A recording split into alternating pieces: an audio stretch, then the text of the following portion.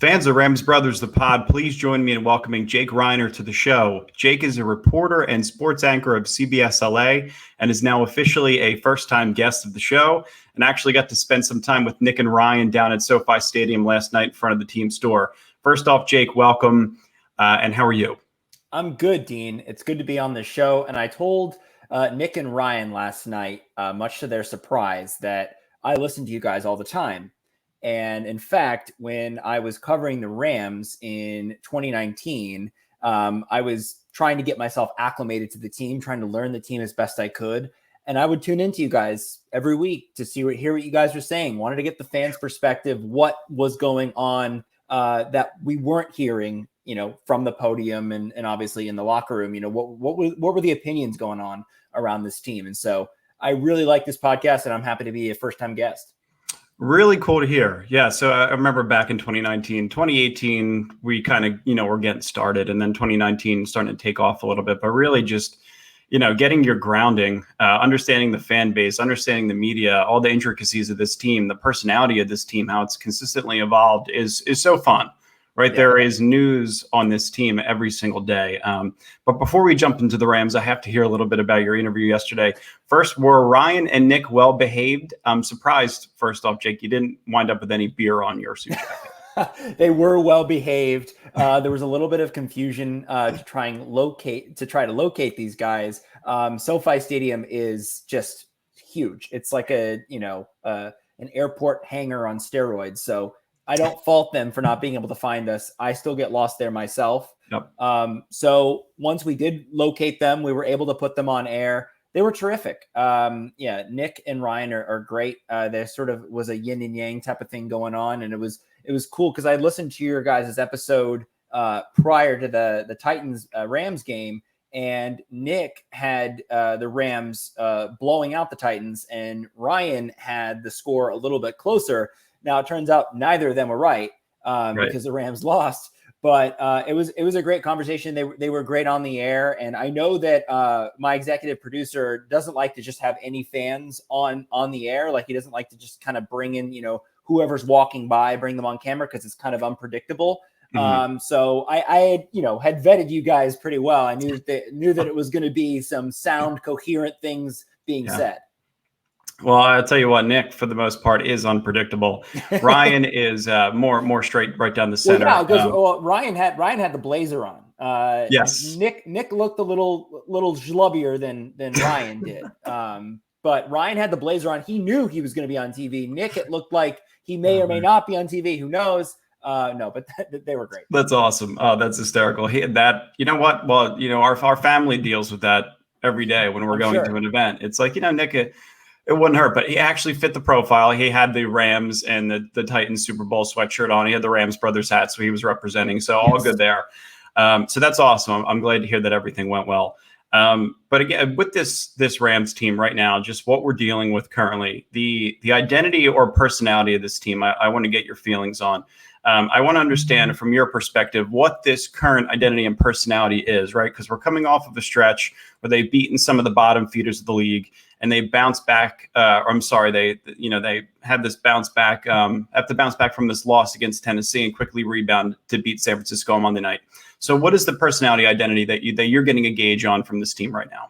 Well, they are resilient. I mean, this is a team. This is a group of guys that have all been here before. They got a veteran quarterback, a guy that will be able to get this team out of any rut. I feel they already did it when they got beaten by the Cardinals. They rebounded the next week and got a win. So this team is resilient, and listening to Stafford, listening to Whitworth, listening to Donald, Jalen Ramsey. It's funny when the Rams first got Jalen Ramsey, he was kind of a wild card. Didn't really know kind of what to expect from him. On the field we knew what to expect from him, but personality wise we didn't. He has matured like no other. I mean, where he was when he first showed up. In the middle of the 2019 season to where he is now, he is like, this kind of grizzled veteran now. The guys look to him. He's very cerebral, very, kind of takes things in stride. Whereas before he kind of took things a little more personal. So you kind of have seen the growth of this team. And this is Sean McVay's team. I mean, he has got his hands in every single part of this team. And that was what, we were kind of waiting for in the transition between Jeff Fisher and Sean McVay. What was this team going to be? And what was a Sean McVay type of team going to look like? And I think now we're finally seeing that with the exit of Jared Goff and Matt Stafford coming in. Yeah, and it's interesting you brought up Jalen Ramsey, right? Because you see the personality of Dante Dion and Robert Rochelle and David Long Jr., right? The tackles that they make, the plays they make in the backfield, and just kind of how they all kind of rotated in and covered Julio Jones yesterday in effort to help Ramsey, right, cover A.J. Brown. You see that personality kind of trickle off with the rest of the defense, obviously Aaron Donald up front. But I just hope that this kind of personality is sustainable, right? It's not the right time to get hot, right? You want to get hot throughout the next 5-6 weeks of the latter half of the season and then fully develop your personality. But it seems like they're on the right track, right? Obviously, this is the kind of loss that's humbling. So I wanted to kind of get your gauge on the energy in the stadium at SoFi Stadium last night. Were people overly optimistic walking in and then you felt some of that kind of, falling out later on in the game, or, what was your feeling on that? I mean, this was a game where it was sort of like an any given Sunday type of situation where you kind of assume that the Rams either are going to roll this team or they'll win, pretty comfortably. It won't be a blowout, but it'll be, a respectable game. And then you get what you saw on the field. And I think a lot of the fans were kind of shocked at what they were watching. There was a lot of energy inside SoFi Stadium. Certainly the defense brought that energy. And without that defense, this game wouldn't have been even in reach at all. They kept him in it. And the one thing that I have noticed from Jalen Ramsey, I mean, this is just kind of his personality, which he keeps these guys in check. Like you see where if the Rams blow coverage on a certain play, you can see him getting, kind of, not upset at his guys, but just kind of disappointed and being like, hey guys, like we gotta get back and focus on this. But I mean, overall, the thing that I gathered from this game was, and what Sean McVay and a lot of the players said after the game was, this was uncharacteristic of this team. And what that tells me, and I'm editorializing here, what that tells me is that basically they lost this game more than they were beaten. And I mean, Matt Stafford said it, those 2 picks in the first half, he gave them 14 points. You just can't do that in the NFL. I mean, who cares if they have Derrick Henry or not? This is an NFL team. They're going to, if you give them an opening, they're going to take it. And you look at all the penalties, 12 penalties, 115 yards that you can't expect to win with that. And then the other factors, which were the calls didn't go their way. You had a roughing the passer call that was questionable on Aaron Donald. And then of course, Tyler Higbee scores a touchdown. You think it's all good. They show the replay and yes, it was very close. His foot was close to the, back half of the end zone, may have been out. But personally, I just thought there wasn't enough evidence to overturn that. They got screwed there as well. Mm-hmm. Yeah, it was that second shot for whatever reason. I felt like they showed the back heel. I thought I saw a little bit of separation. I thought I saw a little bit of white there, and I thought that was going to be a touchdown catch. But my bias was telling me that it probably wasn't, right? But the championship caliber mentality, just with Isaac Bruce being in the building last night, the Hall of Fame ring ceremony prior to kickoff, these are all things that I will constantly contradict for the next couple of weeks, right? Because championship caliber and 12 penalties and for 115 yards, discipline, all these things don't go together, right? So that's going to be the thing that I consistently question, right? Whether the energy in the stadium's good, whether the personality is strong through Sean McVay, whether Matthew Stafford and Jalen Ramsey and Andrew Whitworth, these veterans, can rally their team, right? I think all that stuff still remains to be seen, which is why there's still a lot of uncertainty. You saw it on Twitter, right? You're seeing it on social media through Rams fans. And another question I had for you is in relation to Matthew Stafford, right? Because he did struggle mightily early on in this game. Maybe not characteristic to what we've seen so far in the McVay regime. But part of that was due to the play calling. Part of it was due to how good Tennessee's personnel is up front, superior game plan to Mike Vrabel. But how would you grade Matthew Stafford and the Rams' offensive line last night? Wasn't good. I mean, if you want me to give a letter grade, C. You don't have to. B. I mean, he got sacked 5 times, and there was the one play, I forget who it was, and maybe Edwards, who just got trucked. I mean, just shoved back and shoved into Matthew Stafford and was sacked there. But yeah, a lot of people were comparing Stafford to Jared Goff, and I know your co-host said that the Rams would be the same record that they are now with Jared Goff. And I'm just like, no, they wouldn't. I saw you had to reply. I would agree that they would be 6-3 or 5-4 or whatever. But that's another conversation. Easily, probably would have lost to the Lions. I agree. I mean, if they had to face Matthew Stafford, I mean, I for any fan that is kind of worried about this, I just caution you, because this is not what this team is. This team has risen to the occasion. This team has beaten good teams. It'd be one thing if you looked at, the way the Lakers going right now, you could be a little panicked with the Lakers because they have lost to bad teams and they can't beat good teams at the moment. But this is a situation where the NFC West is unusually tough right now. And you've got an Arizona Cardinals team that is really good, and it's going to be tough all the way to the end. It kind of reminds me of what we saw with the Giants and Dodgers throughout the entire season, where it was just, they were neck and neck and the Dodgers could not break through.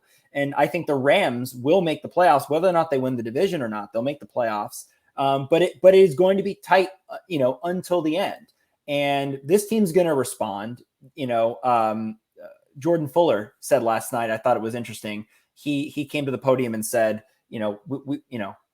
we want to remember this game, because it's easy to forget, right? Easy to forget this game, want to forget it, get the bad taste out of your mouth, all that. And he's like, we want to remember this game because we want to remember how we felt, and we felt like crap, and we don't want to feel that again.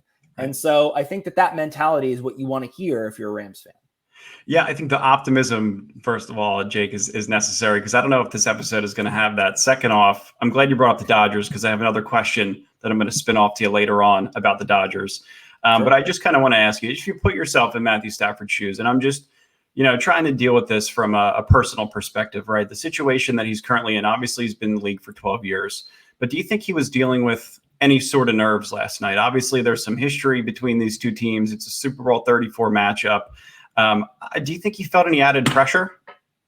No, I don't. I really don't, because I feel like it was just a bad game. And I think that they said that because he had back stiffness and he was kind of out of practice leading up to that. So that may have been an issue. He kind of twisted his ankle a little bit. So he wasn't 100%. And whether or not that affected him or not, he's never going to admit that. Sean McVay's never going to admit that.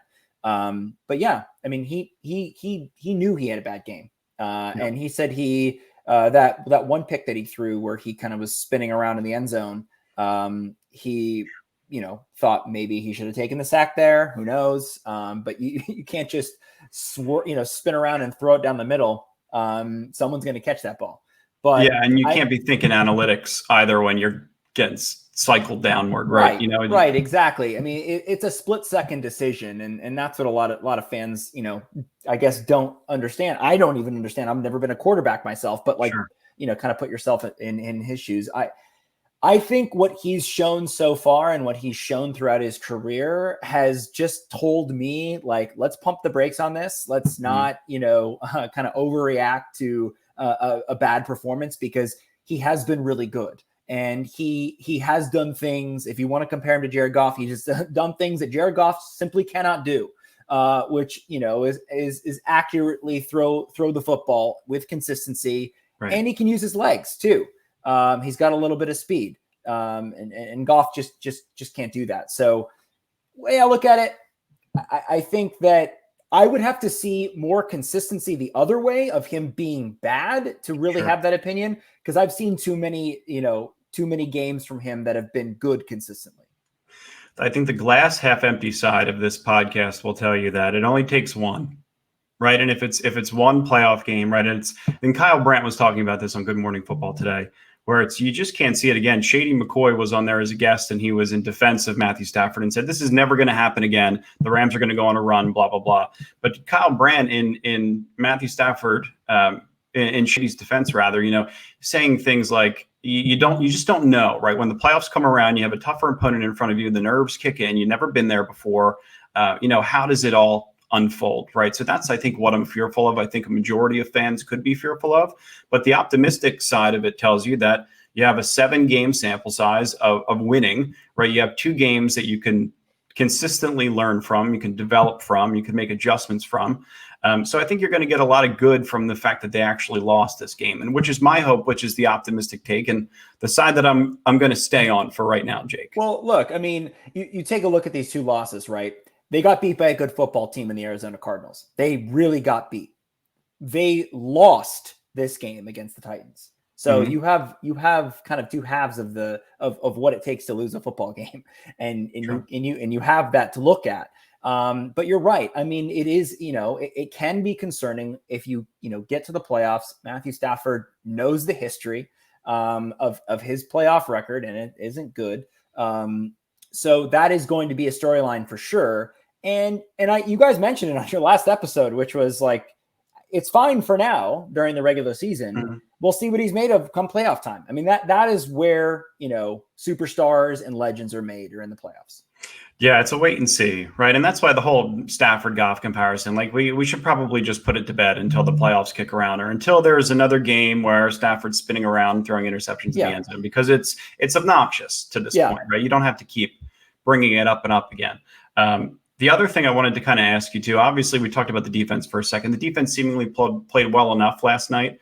The offense were the ones who coughed up this game, obviously. Are there any additions that they could potentially make to this offense? I don't know, with Henderson and Michelle. I think Michelle only averaged like 3.5 yards a carry last night. They haven't stuck to the run game. So I don't know if there's any additions that you would make on the offensive side of the ball. Well, I mean, it certainly would help to have maybe another back, but it'll all depend on if Henderson can stay healthy, because I think he's good. Like, I really do. And he is technically the backup, and losing Cam Akers, we knew was going to be a huge blow to this team. But if Henderson can stay healthy and he can stay on the field, I think, with him and Michelle is serviceable. Now, do you need to make any adjustments on the offensive line? Maybe, but this offensive line has been good, really good. The only thing you really could say, I think, is maybe adding a couple of tight ends, because it seems like they don't really trust anyone other than Tyler Higbee. Oh. And Tyler Higbee is good. He is really good.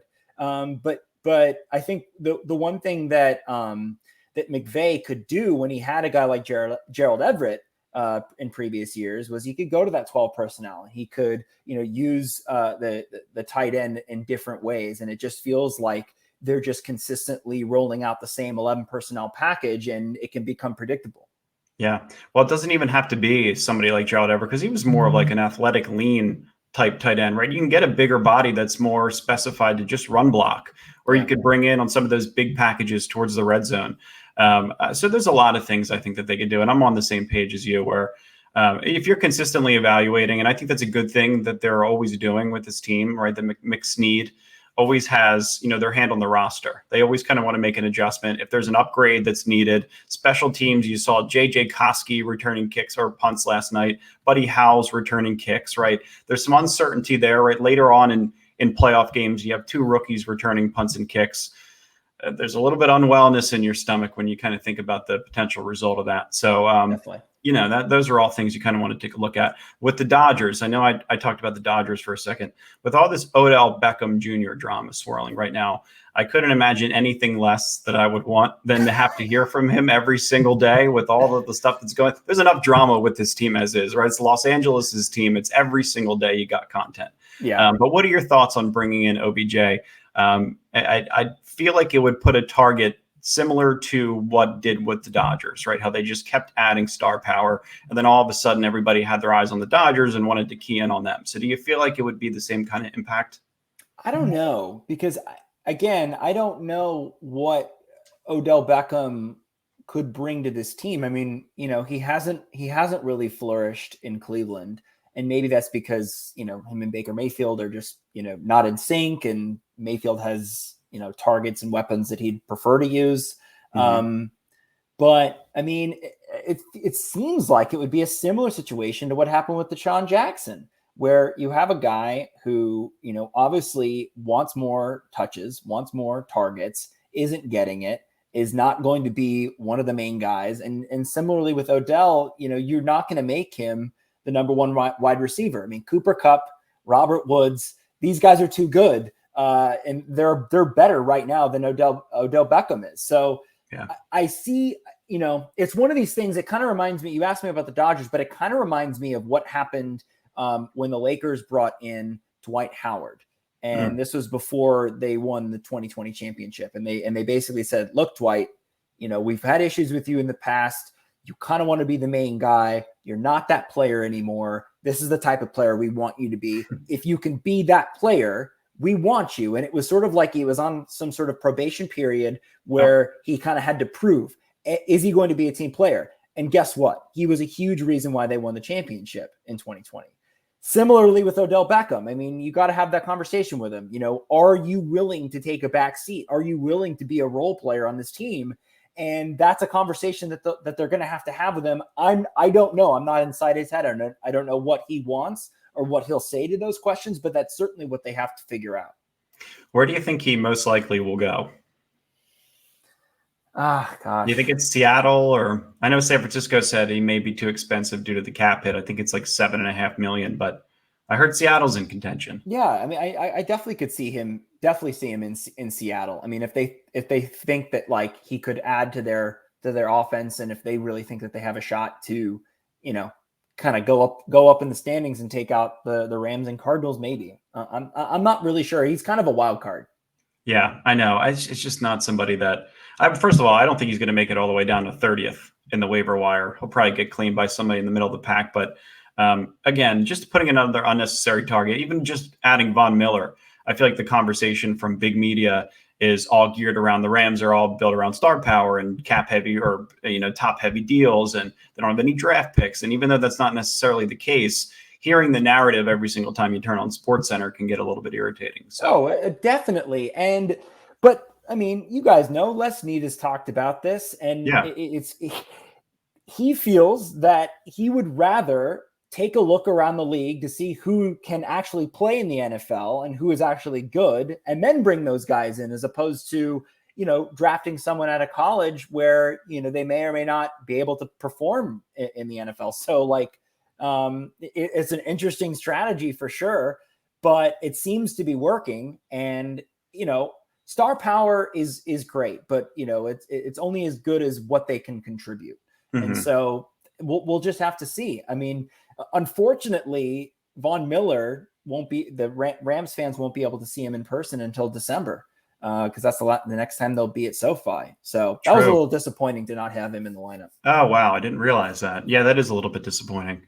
Yeah, no, I just think with the star power in this team, right? You have somebody like Von Miller.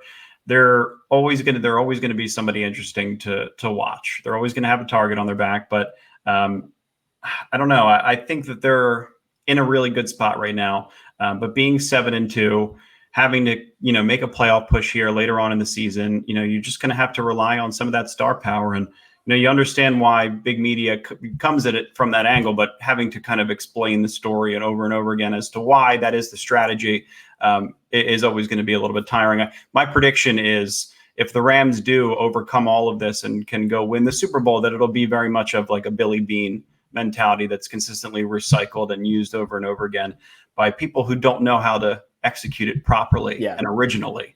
And also, I'll say this too about just LA sports in general. It becomes increasingly apparent, if you're a fan of any one of these big teams, is that fans here expect you to win, and so you've got to be a contender every single year.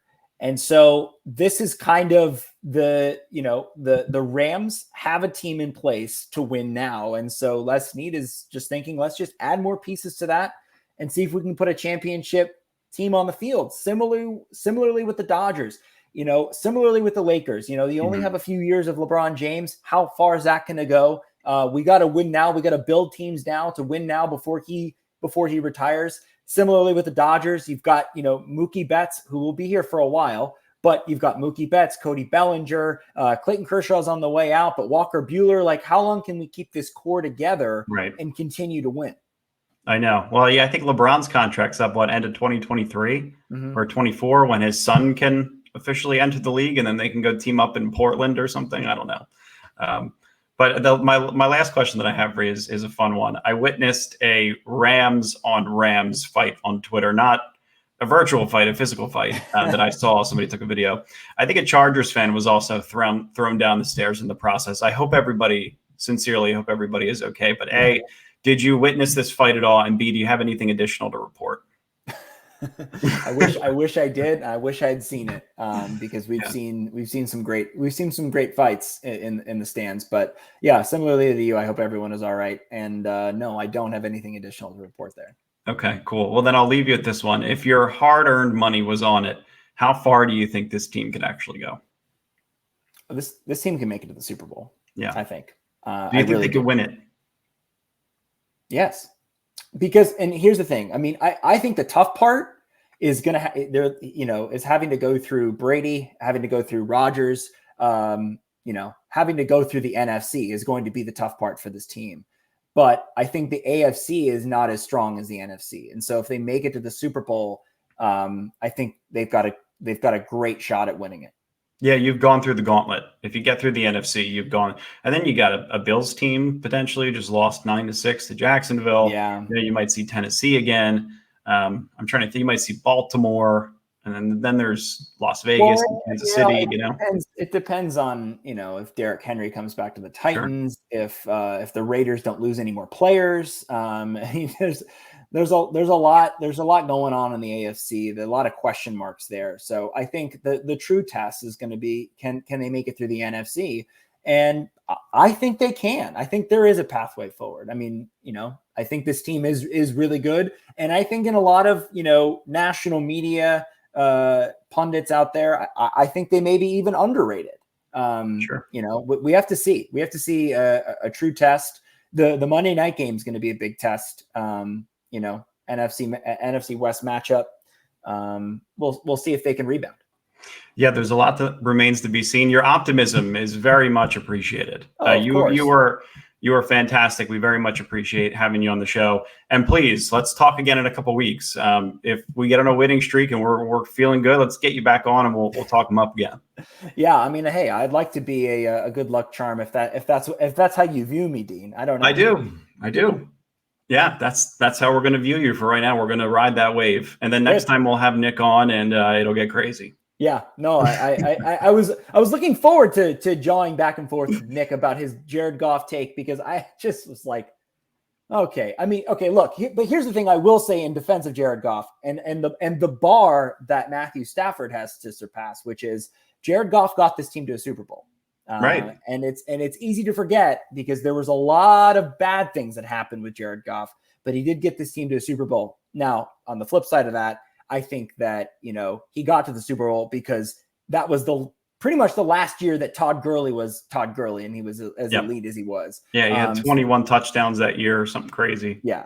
And Matthew Stafford is having to rely on a running back that just isn't as strong as Cam Akers, is good, but man, it just sucks. I would have loved to see what Cam Akers would have done this season with Matthew Stafford. Me too. I sincerely do. I hope he can come back in January. I'll give you a peek at Nick's hand real quick. Jared Goff, if this team doesn't go back to the Super Bowl, he's always going to hold that card. Always. That's it. That's it. So I mean, that's the bar, right? I mean, it is. That's the one leg that Jared Goff truthers have to stand up. Sure thing. Oh man. Well, as much as you want to not talk about it, it's always going to be a topic. So. Always. All right, Jake. Thanks for the time. Appreciate it, man. We'll talk to you soon. Of course. Thanks, Dean. All right, buddy.